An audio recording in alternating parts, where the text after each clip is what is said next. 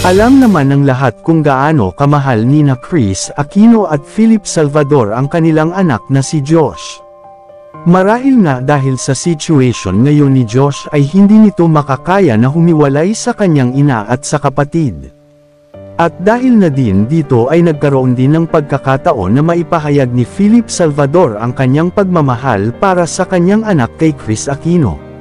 Ayon sa chika ay nagbigay daw di umano ng bahay si Philip para sa kanyang anak na si Josh na ibinigay daw ito ni Philip para maipakita ang kanyang pagmamahal. Linggit sa kaalaman ng iilan ay nagbibigay naman daw ng sustento si Philip para kay Josh.